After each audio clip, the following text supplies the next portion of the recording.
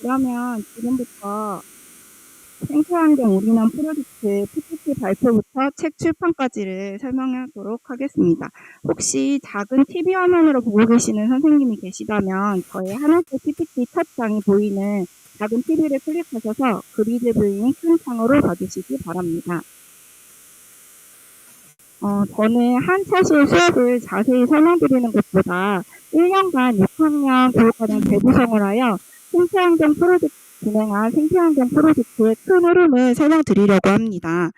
1학기에는 기후환경 중심 프로젝트를 진행하였고 2학기는 특히 생태, 특히 동물권에 집중하여 프로젝트를 진행하였습니다.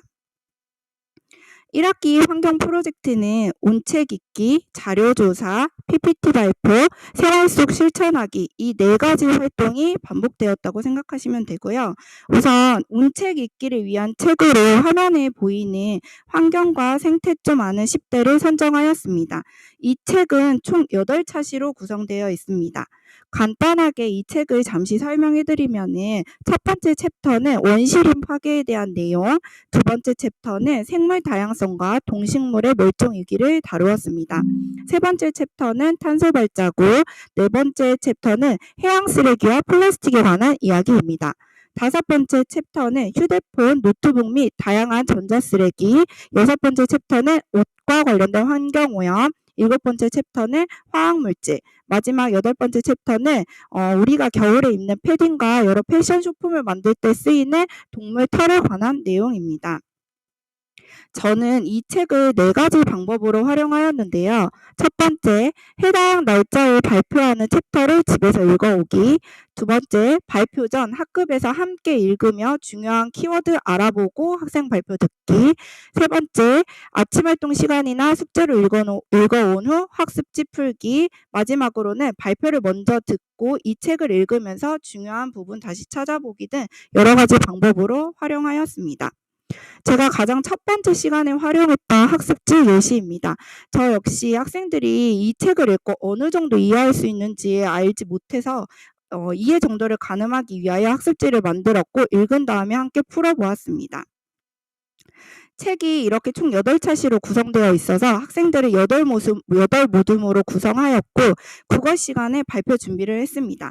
6학년 국어 3단원에는 짜임새 있게 구성해요 이 단원이 있는데요. 여기에서 여러 가지 자료를 활용하여 발표 자료를 만들고 발표하는 성취 기준이 있는 단원을 활용하여 발표 자료를 만들었습니다. 6학년에게 제공된 노트북을 활용하여 6학년 학생들이 직접 발표 자료를 만들었습니다.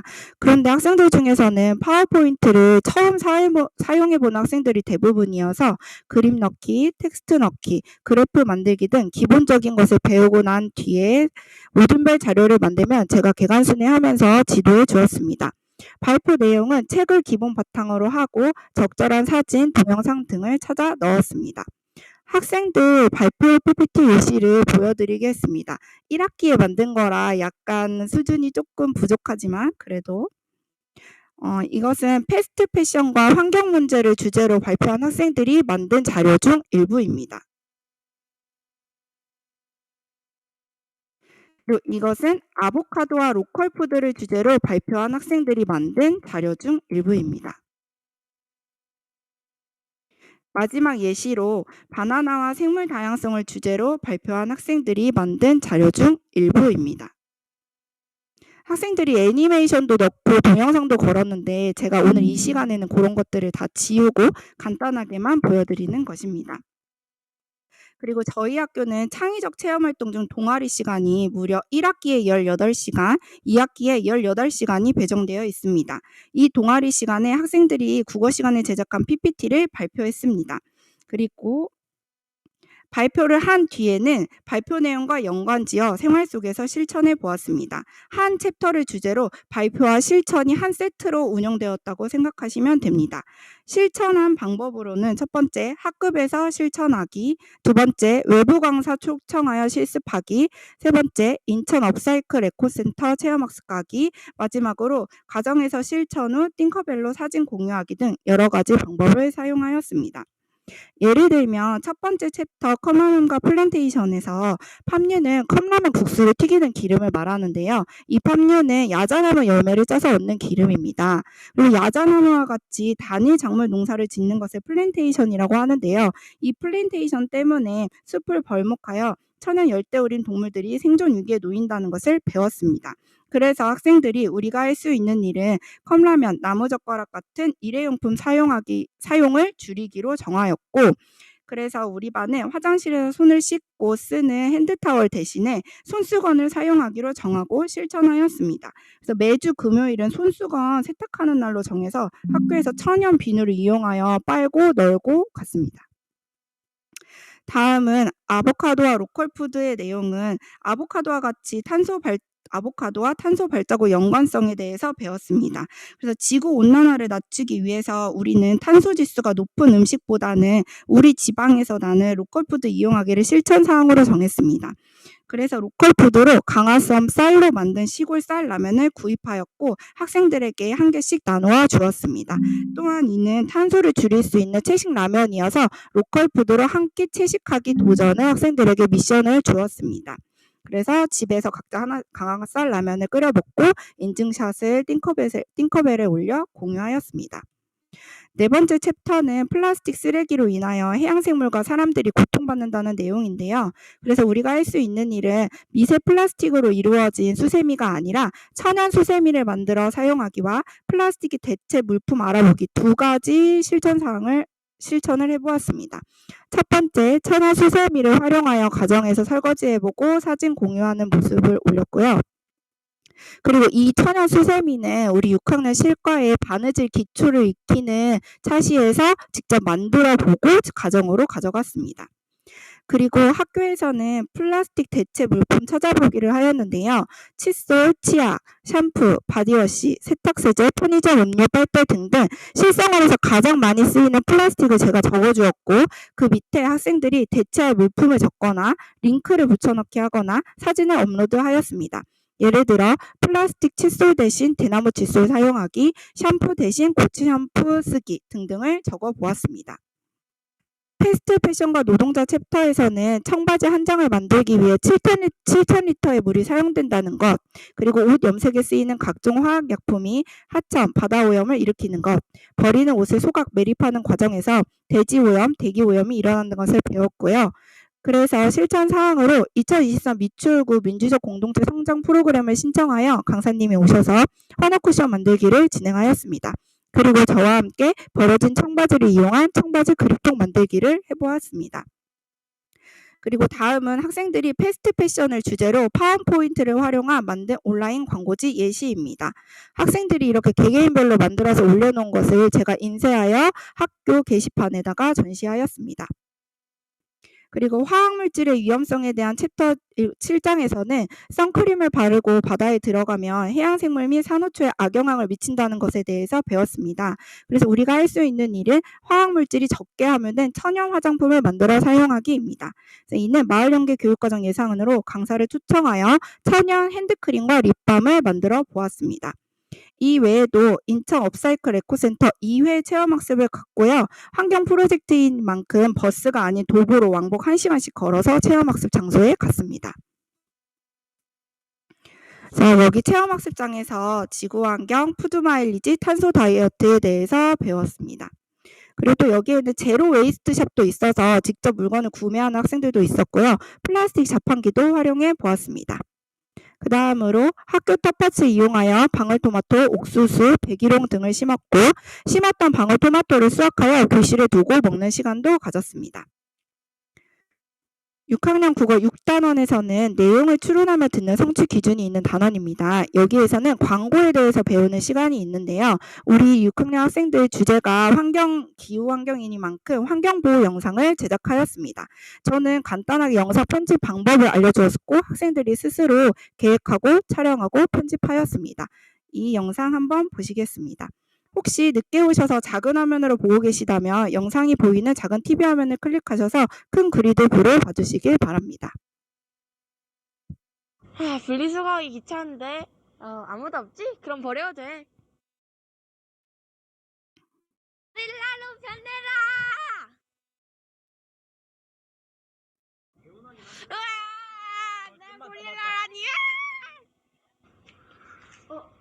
여기는 쓰레기장? 여긴 왜요? 아직도 네가 한 짓이 기억이 안 나? 내가? 그 쓰레기? 맞아! 그럼 지금부터 분리수거하는 방법을 알려줄게. 첫째, 페트병 라벨떼기. 두 번째, 페트병 씻기기. 셋째, 페트병 압축시키고 뚜껑 닫기. 라벨은 비닐류에 버리고 투명 페트병은 투명 페트병에 버리기. 이제 알겠지? 이제 알겠지? 이제 다 이해가 된 것 같으니 너를 원래 모습으로 되돌려줄게. 그러는 건가? 소금이 장 조심해야 되는 거야. 장? 엄마, 분리수거할 거 있어? 있으면 나 봐도 내가 다 버리고 올게. 어머, 이거 왜 이래? 네, 그 다음 이제 2학기 생태 프로젝트에 대해 말씀드리겠습니다. 큰 흐름은 자료조사, PPT 발표 및 후속 활동, 생태책 출판, 생태책 북콘서트로 이루어집니다. 1학기에는 책을 중심으로 발표 준비를 했던 것과 달리 2학기에는 제가 주제만 제시하여 주었습니다. 그래서 학생들 스스로 목차 구성, PPT 제작, 발표 대본, 후속 활동까지 모두 준비했습니다. 또 1학기에는 학급 친구들을 대상으로 발표한 것과 달리 2학기에는 6학년 전체 학생들을 대상으로 시청각실에 모여 발표했습니다. 주제를 담당한 모둠이 40분, 즉 1차시를 모두 준비했고요. 대략 20분간 발표하는 시간을 갖고 20분간 후속 활동을 진행했습니다. 후속 활동에 필요한 물품은 학생들이 리스트를 저에게 제출하며 제가 선도학급 예산으로 구입하여 주었습니다. 2학기 역시 동아리 시간이 18차시가 있어서 이 시간을 활용해 발표와 후속 활동을 진행했습니다. 2학기에 진행한 학생 발표 영상 2가지를 보여드리겠습니다. 이것은 해양 쓰레기를 고통받는 동물들을 주제로 발표한 모둠의 영상을 제가 짧게 편집한 것입니다.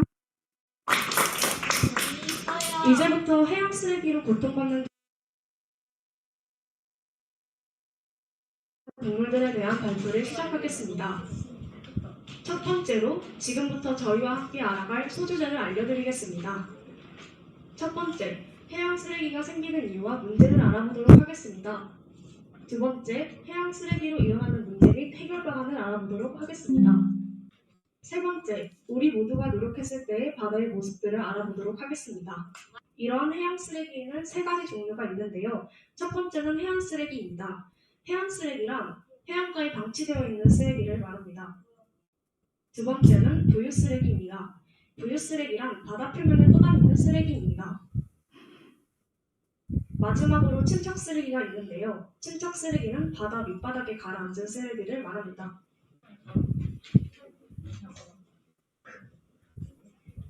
이렇게 여러 종류의 해양 쓰레기가 생기는 이유를 알아보겠습니다. 첫 번째는 플라스틱 쓰레기를 처리할 매립지가 부족한 문제가 있습니다. 플라스틱 쓰레기가 너무 많이 나오다 보니 처리할 매립지가 부족해 바다에 버리기 때문입니다. 두 번째는 어업 관련 쓰레기 문제가 있습니다. 어업을 하면서 사용하는 그물이나 낚싯줄 등 어업 관련 쓰레기들을 바다에 버리기 때문입니다.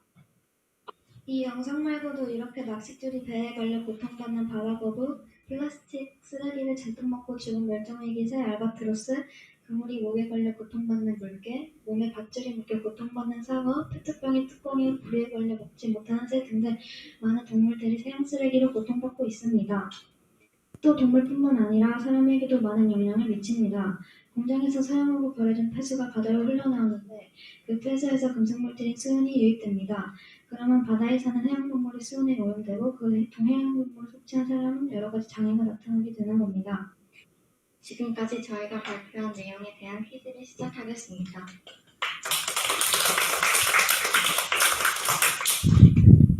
해양 쓰레기란 무엇일까요? 답을 아는 친구들 손을 들었어요. 사람들이 버린 쓰레기가 바다로 흘러가서 바다 위랑 바다에 있는 쓰레기요. 네. 정답입니다.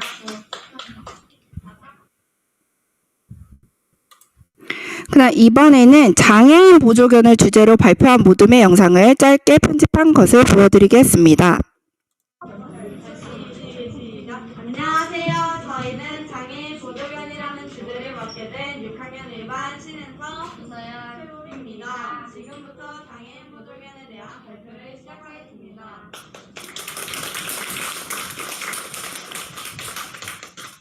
발표할 순서 첫 번째로 보조견이 무엇인지에 대해 알아보고, 두 번째로는 장애인 보조견이 무슨 일을 하는지에 대해 같이 알아보도록 하겠습니다. 첫 번째 주제, 장애인 보조견이란 무엇일까요? 아시는 분 손들고 발표해주세요. 네, 없군요. 장애인 보조견이란 바로 장애인 보조견이란 신체적, 정신적으로 불편한 장애인들을 대신해주고 도와주도록 훈련된 강아지입니다. 그럼 이 기특한 강아지들이 장애인 보조견이라는 역할을 맡기까지 훈련 방법을 같이 보도록 하겠습니다. 여러분은 장애인 보조견을 만나본 적이 있으신가요? 아니요. 장애인 보조견을 만났을 때 주의해야 할 사항은 무엇이 있을까요? 첫째, 보조견에게 말을 걸거나 접촉하지 않아야 합니다. 만약 말을 걸거나 접촉한다면 보조견에게 혼란을 주거나 집중력을 흐트리는 행동이니 주의해야 합니다. 둘째, 함부로 먹을 것을 주지 않아야 합니다. 실제로 지하철에서 훈련 중이던 안내견에게 한 취객이 델리만주를 주었는데 속에서 뜨거운 크림이 흘러나와 보조견이 굉장히 괴로워했던 상황이 있었습니다. 그 후로 보조견이 지하철 타는 것을 두려워하게 됐다고 합니다. 셋째, 보조견과 함께 공공 장소에 출입하는 것은 불법이 아니라는 것을 인지하고 있어야 합니다. 사실 이 주의사항이 가장 쉬워 보이지만 이 주의사항을 제대로 인지하고 있지 않기 때문에 강아지의 권리 침해 사례가 일어나는 것이라고 생각하고 합니다. 이 주의사항을 더 주의 있게 생각해야 할 것 같습니다. 넷째로, 장애인분들께 도움을 드리고 싶다면 오른쪽에 서야 합니다. 보조견은 보통 왼쪽에 서서 안내를 하기 때문에 무작정 도움을 드리고 싶다며 보조견을 안거나 목줄을 같이 잡는 행동은 장애인과 보조견에게 굉장한 혼란을 주기에 시각장애인분께 먼저 말을 걸어야 합니다. 다섯째, 보조견이 자신의 반려견을 만났을 때 주의하는 것입니다. 갑자기 자신의 반려견이 안내견을 공격한다면 안내견이 집중력을 잃고 싸울 수 있기 때문에 큰 싸움으로 번질 수 있습니다. 네, 여기까지 보시겠습니다. 그래서 이런 발표 자료와 후속 활동은 국어 2학기 4단원 효과적으로 발표의 단원을 활용하여 제작하였습니다. 2학기에는 제가 주제만 제시하고 처음부터 끝까지 학생들이 자료를 만들어야 되는 상황에서 이렇게 멋진 발표 자료를 만들 수 있었던 방법을 설명드리겠습니다. 첫 번째, 검열 없는 브레인스토밍 시간을 적어도 2차시 이상 가져야 합니다. 학생들이 주제만 보고 모둠을 구성한 터라 자세한 내용은 거의 알지 못하는 사람들이 대부분이었는데요. 그래서 주제를 깊이 있게 탐색할 수 있는 시간을 줘야 하고, 아이들이 자료를 검색하다가 선생님 이런 거 돼요? 이거 돼요? 물어보면은 어떤 자료든 우선 수집을 하고, 또한 그냥 글만 읽고 넘어가는 것이 아니라 반드시 출처와 함께 중요한 자료는 저장해놔야 하며, 동영상도 보고 그냥 넘어가는 것이 아니라 간략하게나마 그 영상의 내용을 기록하도록 하여 추후 PPT 자료를 제작할 때 수월하게 할 수 있도록 지도하였습니다. 두 번째는 제가 가장 중요하게 생각하는 목차 구성하기입니다. 수집한 자료를 모든 친구들과 함께 살펴보고 유목화하여 PPT를 만들기 전 반드시 목차를 구성해봐야 합니다. 이때 교사가 피드백을 주어서 발표 내용의 흐름을 잡아주지 않으면 뒤에 가서 학생들이 굉장히 어려워하는 팀이 있었습니다.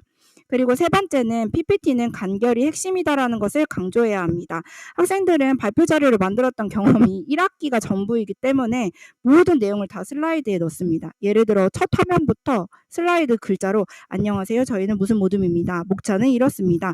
이렇게 긴 설명하는 글을 넣는 모둠이 많았습니다. 따라서 발표 대본을 따로 작성하고 PPT에는 간결하게 중요한 사항만 넣도록 지도하고 사진, 동영상도 적절하게 활용하도록 알려주었습니다. 그리고 마지막으로는 발표 연습이 이루어져야 한다는 것입니다.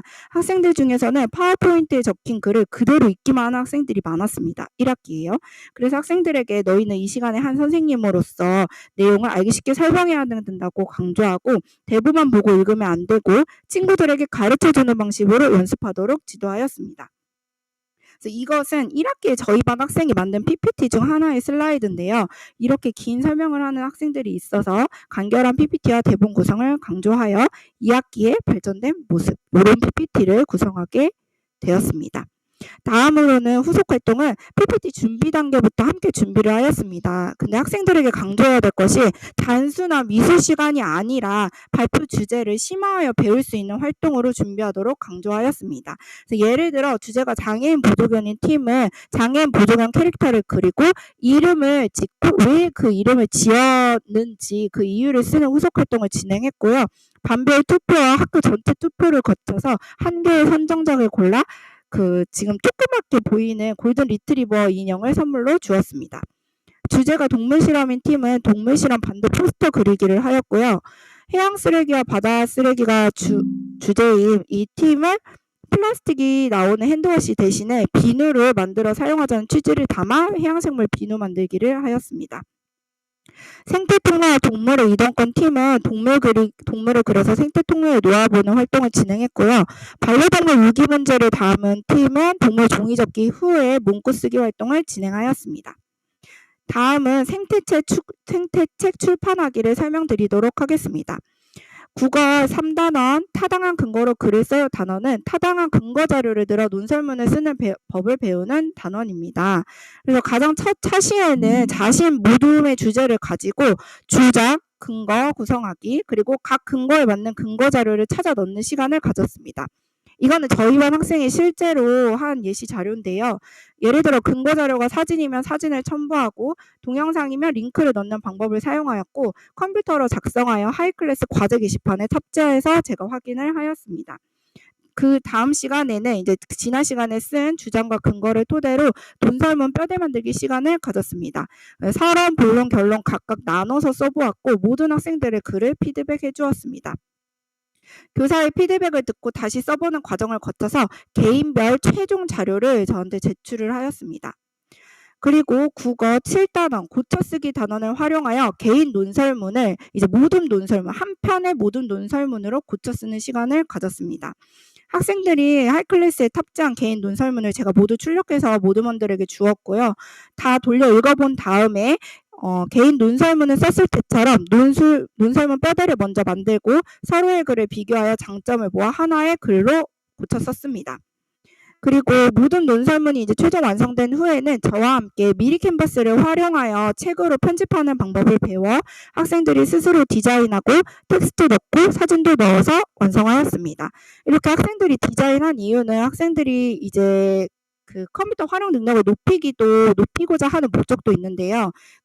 책 출판사에다가 디자인까지 의뢰하면 금액이 엄청나게 올라가요. 책 한 장당 15,000원씩 받을 정도로. 근데 학생들이 디자인해서 이제 원고 자체를 넘겨서 인쇄만 제작 의뢰하면은 저렴한 가격으로 인쇄를 할 수가 있어서 이 방법을 활용하였습니다. 그리고 마지막 생태책 제목은 학생들이 후보를 내서 투표를 실시하여 최종적으로 우리들의 생태 이야기라는 제목으로 선정하였습니다. 이거는 제가 편집한 생태책 표지, 맨 앞표지와 뒷표지고요. 이거는 학생들이 자기들 주제로 편집한 예시입니다. 학생들별로 6에서 8장 정도 내용을 편집해서 이렇게 올려주었고 이거는 제가 간단하게 예시로 2장씩만 가져와 보았습니다.